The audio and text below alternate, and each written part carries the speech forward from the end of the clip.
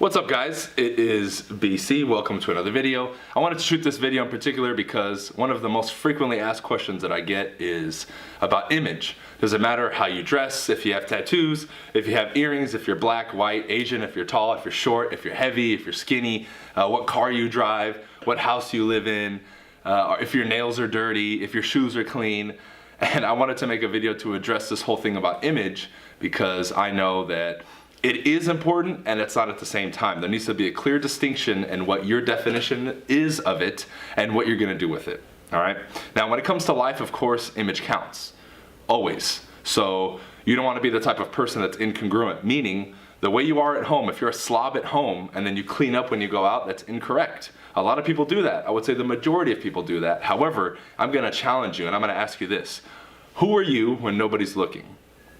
Who are you when nobody's looking, right? If you portray the image on Facebook and social media when you're out of this fancy guy with the suit and your pocket square and you're jamming it and you're in a Lambo, and then when you're at home, you're dirty, you have a bunch of crust on your mouth, your toenails are dirty, your fingernails are dirty, and you smell, that's incongruent. So I'm gonna challenge you first and foremost before we get into this video that you be congruent. If your inner image of yourself is lower than what you portray, you will always be incongruent. I went over this in my Modern Success lecture. Your inner image of you has to be greater, all right? That's the first thing. Secondly, I'm gonna give a quick plug because I have a new product coming out December 1st. That is the Sales Technician Volume 2. Volume 1 did extraordinarily well, so keep a lookout for that. That's gonna be available on my website December 1st. Now let's continue. Let's answer the question about the car. Does it matter what car you drive? Well, the answer again is yes and no, because when I started real estate, I had a 1998 or 1999 Nissan Sentra. That thing got totaled, literally accordion. I got smacked into going 50, and when I was stopped at an intersection, it blew me to the other side of the intersection. I got a pretty small check. From there, I bought, I think, a 2011 Nissan Versa, probably one of the ugliest cars I've ever seen. Here, I'll put a picture right here, wherever I put it. I hated it, however, it got me from point A to point B, and I remember being so embarrassed my first listing appointment, even though it was a newer car, right? Like, it didn't really look that bad. I was just personally embarrassed of it. I would park it a few houses away when I went to listing appointments. However, that is a flaw, and I'm gonna explain why. If you drive a beater car, don't be ashamed of it. You know why? Because we all start somewhere. We all start somewhere. Any person that you admire, that you watch on $1 Million Listing, or all these guys, if you listen to their story, at one point they were flat broke, didn't have a suit. They had stains in their suit, tears in their suits, and so on and so forth. Lived in a 300 square foot roach infested apartment. I mean, you've heard the stories. It's rare that you find somebody who's doing really, really well that just came from a wealthy family. I know there's a few exceptions, but I didn't have that great of a car and I didn't have that great of a beginning. You remember my videos when I started, I was in a little 400 square foot apartment, but did I let that stop me? No, absolutely not. Understand that first, that what you see, where you're at, your current circumstances will only be a limitation if you believe them to be. Having the bad car or the bad house or whatever it is in your mind, right? No one else is gonna care. The world will be a mere reflection of your inner world. Meaning, if you have the beater car or the bad place where you live, but you still go out doing your duty every day and doing your job and not making it a big deal, no one else will make it a big deal. Maybe 1 out of 100 people will make it a big deal. Who cares? Who gives a shit? You're the one that's creating this animal in your head. And it's the same thing with the objections like, oh, will people think I'm too young? Will people think I don't have enough experience? You create those. Same thing with the image.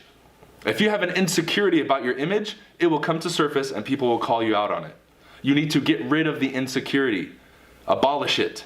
Accept. Number one, first step is accept what you have and where you're at. From there, you can progress and you can move forward with no negativity.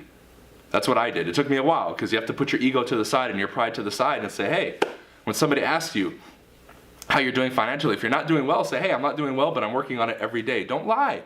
Because when you do, you suffer and you lower your power. Same thing comes to your image. That's why I'm making this example. So it does not matter what car you drive. That's the mistake that I made, is I was ashamed of it. My clients saw it, they didn't care. I signed my first listing in a Del Taco over in Hacienda Heights. Right off Hacienda and Gale, if any of you know where that is. Right there on that corner. I signed my first listing that I got from a cold call. I met them at the house, which was a couple blocks away. We drove to the Del Taco. I was in a suit, my little cheap suit, and we got it in the middle of the Del Taco sign. You know why? Because I didn't flinch. I said, let's go to the Del Taco. It's the closest place. Boom, we went in, signed it, acted like we were in a mansion. That was my visualization of it.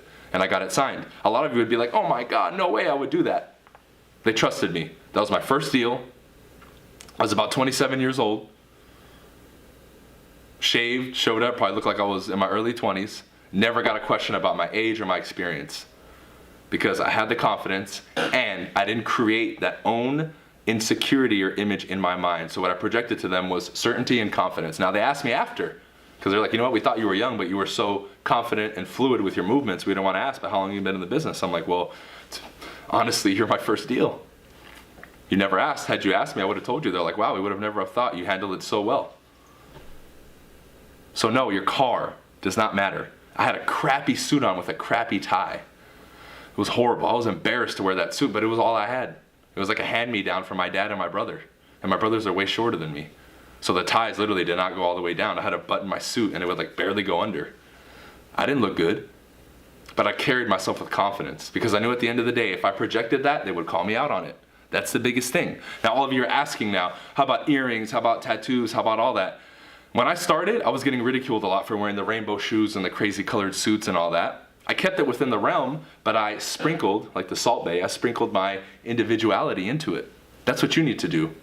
That is your strength. That is part of your UVP, your unique value proposition, is each person's individuality being injected. What happens is they try to make you blend in with the group. That's society's role, to have you all bunched up together so there's no individuality, and that's how you lose your power. Express, demonstrate your individuality. 4 years ago when I started, I was getting yelled at for wearing earrings and being coined as unprofessional. Now I'm doing panels, and I opened this door. I was one of the pioneers that opened this door. Now I'm doing panels with guys who have the big old like stretchy earrings. I forget what they're called. The big hoop ones where your ear hangs. I'm seeing sleeve tattoos being shown. I'm seeing people show up not wearing suits. So this thing has changed. I know society has something to do with it because it's become a little cooler, but I was one of the first people publicly on social media to wear earrings, cuss, and do all this stuff, and now it's becoming accepted because I was willing to demonstrate the power and hold my ground, which is going to be the next step. If you start wearing the earrings, or if you start showing your tattoos, or you start saying, hey, this is not a weakness, you will be tested. For sure you will be tested. You're going to get that one client. Oh, I see your tattoos. In that moment, what are you going to do? Are you going to get nervous and retract? Or are you going to say, yeah, I have tattoos, I love them. This is what this one means, and you're going to be confident about it. Because that's what's going to determine if they move forward with you or not. If you vent and you show an insecurity, they're going to be like, oh, he's weak, and they're not going to want to work with you. Now, with all this said, no matter what, because now we're going to move into race, ethnicity, culture, whatever, there's always going to be a segment of the market, whether you have earrings, tattoos, you're black, you're white, or Asian, or whatever, that will not like you. I've had people not work with me. I've blatantly had people who are racist, and I decided not to work with them too, because I didn't want to. There's always going to be a percentage of the market that because of whatever you represent, your beliefs, your philosophies, your skin color, that will not work with you. However, that's only a small fraction. The majority of people care more about your expertise, your professionalism, your confidence, your communication, and everything else. They could give a shit about what you look like, if you're tall, you're short, or whatever. That is a objection that you create in your head, and I see it all the time. Hey guys, I want to door knock in a luxury neighborhood, but I'm afraid that my skin color is going to put people off. Why? Dude, when I was out there door knocking, I literally got black from door knocking. I had people asking me if I was from the Caribbean. You think they cared? No. They said, you know what, young man? I admire your hustle. You're out here banging doors in 100-degree weather. Good for you. You want some water? Yeah, I had 1 out of 100 say, get the hell off my doorstep. Why are you bugging me?